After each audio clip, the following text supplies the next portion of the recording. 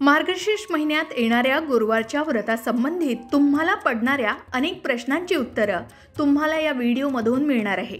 त्यासाठी हा व्हिडिओ शेवटपर्यंत नक्की बघा। यामध्ये मार्गशीर्ष गुरुवारचं व्रत गर्भवती महिला, कुमारिका किंवा पुरुष मंडळींनी करावं का? नैवेद्याला कांदा लसूण असलेले पदार्थ चालतील का? मार्गशीर्ष गुरुवार उद्यापन कधी आणि कसं करावं? पूजेत वापरलेलं साहित्य आणि नारळाचं काय करावं? सोयर सूतक असेल तर मार्गशीर्ष गुरुवारची पूजा करावी की नाही? अशी असंख्य प्रश्न आहेत, ज्याची एक एक उत्तरं आपण या व्हिडिओमधून समजून घेऊयात। पण त्याआधी आमच्या चॅनलला सबस्क्राईब करा, बेल आयकॉनला क्लिक करा। तुम्ही जर हा व्हिडिओ फेसबुकवर पाहत असाल तर फेसबुक पेजलाही फॉलो करा। तर सर्वात आधी ज्या व्यक्ती पहिल्यांदाच मार्गशीर्ष गुरुवारचं महालक्ष्मी व्रत करणार असतील तर पूजेची पद्धत आधी जाणून घेऊया। मार्गशीर्ष महिन्यातील दर गुरुवारी महालक्ष्मीच्या प्रतिकात्मक स्वरूपात घटस्थापना करण्याची परंपरा आहे। महालक्ष्मीच्या रूपानं घट बसवला जातो। दर गुरुवारी हार वेणी अर्पण करून पूजा केली जाते। सकाळी आणि संध्याकाळी दोन्ही वेळेस घटाची पूजा करून दिवसभर उपवास केला जातो। मार्गशीर्ष महिन्याच्या शेवटच्या गुरुवारी या व्रताचं उद्यापन केलं जातं। त्या निमित्तानं सवाष्ण महिलांना त्यांच्या घरी बोलावून हळदी, कुंकू आणि वाणाच्या स्वरूपात भेटवस्तू किंवा व्रताची पुस्तिका दिली जाते। आता ज्या व्यक्ती पहिल्यांदाच मार्गशीर्ष गुरुवारचे महालक्ष्मीचे व्रत करणार असतील तर पूजा कशी मांडावी, त्याचे नियम काय आहेत, याचे व्हिडिओ सुद्धा आमच्या चॅनलवर तुम्हाला मिळतील किंवा त्याची लिंक डिस्क्रिप्शनमध्ये आहे, ती नक्कीच बघावी। तर 13 डिसेंबर पासून मार्गशीर्ष महिना सुरू होणार आहे। तर पहिला गुरुवार 14 डिसेंबरला आहे।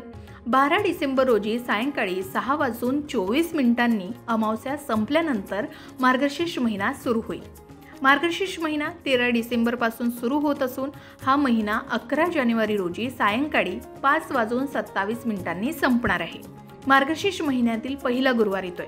याचबरोबर दुसरा गुरुवार 21 डिसेंबरला असेल, तिसरा गुरुवार 28 डिसेंबरला असेल, त्यानंतर चौथा गुरुवार 4 जानेवारी आणि पाचवा गुरुवार 11 जानेवारीला येतोय। आता पाचवा गुरुवार हा अमावस्यायुक्त गुरुवार आहे, त्यामुळे हा गुरुवार करावा की नाही हाही प्रश्न बऱ्याच जणांना पडतोय। तर धर्मसिंधू आणि निर्णय सिंधू ग्रंथामध्ये यानुसार अमावस्यायुक्त गुरुवार असेल तरी तो गुरुवार व्रत करण्यासाठी योग्य मानण्यात येतो। त्यामुळे या दिवशी उपवास करावा, यासह नित्य नियमानुसार व्रत पूर्ण करावं। शिवाय यासाठी कुठलीही शंका मनात ठेवू नये। याचं कारण असं की दिवाळीत जेव्हा आपण देवी लक्ष्मीची पूजा करतो तेव्हा सुद्धा अमावस्या असते। तर शेवटच्या गुरुवारी म्हणजे 5व्या गुरुवारी ही अमावस्या 11 जानेवारी रोजी सायंकाळी 5:27 संपणार आहे। मग हा संपूर्ण दिवस सुद्धा मार्गशीर्ष महिन्यातच येतोय। आता तुम्ही संभ्रमात असाल की उद्यापन अमावस्यानंतर करावं की आधी करावं? तर या दिवशी अमावस्याआधी उद्यापन करून उपवास रात्री सोडू शकता किंवा अमावस्यानंतर सायंकाळी रात्री सुद्धा पूजा करून उद्यापन करण्यास काहीच हरकत नाही। देवी लक्ष्मीच्या आशीर्वादासाठी आणि सुखसमृद्धीसाठी बहुतेक विवाहित स्त्रिया मार्गशीर्ष गुरुवारी उपवास करतात आणि मार्गशीर्ष महिन्याच्या व्रताच्या पूजेची मांडणी करतात। या दिवशी स्त्रिया मनोभावे आणि विधीपूर्वक देवी लक्ष्मीची पूजा करतात। मग आता प्रश्न असा आहे की गर्भवती स्त्रिया, कुमारिका आणि पुरुष मंडळींनी हे व्रत करावं का? तर देवी महालक्ष्मीला संपत्ती आणि ऐश्वर्याची देवी मानलं गेलंय। जेव्हा देवी लक्ष्मी भक्तांवर प्रसन्न होते तेव्हा ती त्यांचं जीवन सुख आणि समृद्धीनं भरून टाकते। म्हणून मार्गशीर्ष महिन्यातील गुरुवारी हे व्रत कोणीही करू शकतात। मात्र अनेकदा गर्भवती स्त्रिया उपवास करू शकत नाही, तर त्याला काहीच हरकत नाही। याचबरोबर गर्भवती स्त्रियांचे अगदी शेवटचे दिवस सुरू असतील आणि उपवास करणं शक्य नाही, अशा वेळी फक्त पूजा मांडून कथा वाचावी आणि देवी लक्ष्मीला प्रार्थना करावी। मात्र तेही शक्य नसेल तर घरातील एखाद्या सदस्याकडून किंवा ओळखीच्या व्यक्तीकडून ही पूजा मांडणी तुम्ही करू शकता। यावेळी त्यांना कथा वाचण्यास सांगावी आणि आपण मनोभावे ती कथा ऐकावी आणि देवी लक्ष्मीचा नामजप दिवसभर करत राहावा। अगदी मासिक धर्मातील म्हणजेच पाळी आलेल्या स्त्रियांनी सुद्धा हेच करावं, पण उपवास स्वतः करावा। यामुळे आपल्या कोणत्याही गुरुवारच्या व्रतामध्ये खंड पडणार नाही। उद्यापन मात्र शेवटच्या गुरुवारीच करावं। यात 5 गुरुवार शक्य नसेल तर चौथ्या गुरुवारी उद्यापन करावं।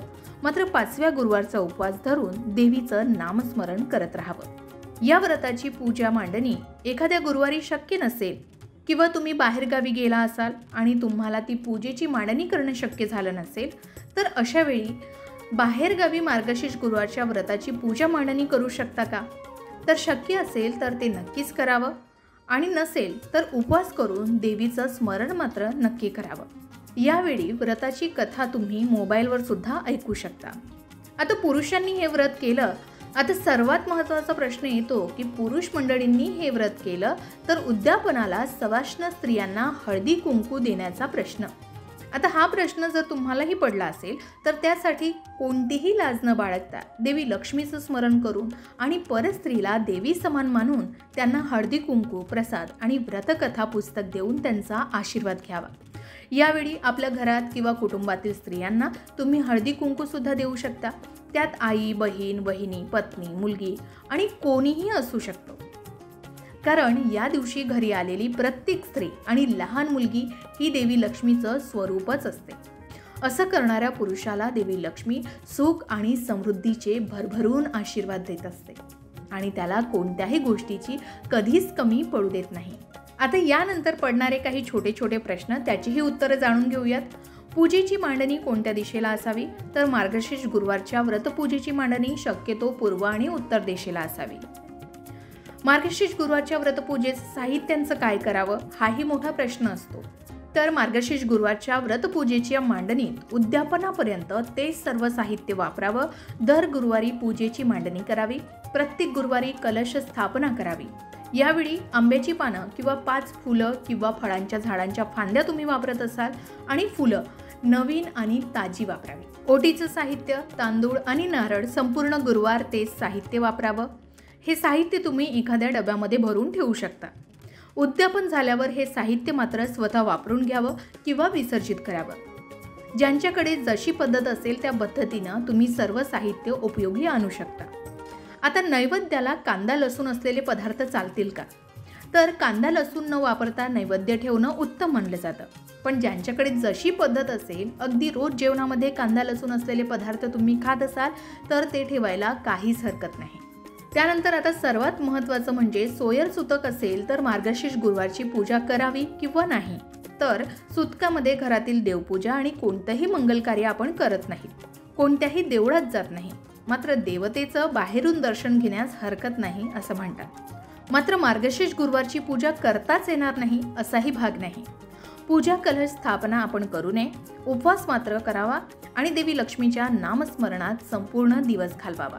याचबरोबर तुम्ही मोबाईलवर नुसती देवी लक्ष्मीची कथा ऐकली तरी चालेल। यावेळी मनोभावे शुद्ध अंतःकरणानं कथा ऐकून देवीला नमस्कार करावा। यामुळे मार्गशीर्ष महिन्याच्या वर्षानुवर्ष करत आलेल्या आपल्या मार्गशीर्ष गुरुवारच्या पूजेत कधीच खंड पडणार नाही। तर अशा प्रकारे मार्गशीर्ष व्रतासाठी पडणाऱ्या सर्व प्रश्नांची उत्तरं आम्ही या व्हिडिओमधून देण्याचा प्रयत्न केलाय। याही व्यतिरिक्त मार्गशीर्ष व्रतासाठी तुम्हाला आणखी काही प्रश्न पडले असतील तर कमेंटमध्ये विचारा, त्याची योग्य माहिती देण्याचा प्रयत्न आम्ही नक्कीच करू। देवी लक्ष्मीच्या भक्तांनी कमेंटमध्ये जय महालक्ष्मी लिहायला विसरू नका। अशाच प्रकारच्या माहितीपूर्ण व्हिडिओसाठी लोकमत भक्ती चॅनलला नक्की सबस्क्राईब करा आणि बेल आयकॉनला क्लिक करा, म्हणजे आमच्या नवनवीन व्हिडिओचं नोटिफिकेशन तुम्हाला मिळत राहील। तसेच योग्य आध्यात्मिक मार्गदर्शनासाठी लोकमत भक्तीच्या फेसबुक पेज आणि इन्स्टा पेजला लाईक आणि फॉलो करायला विसरू नका।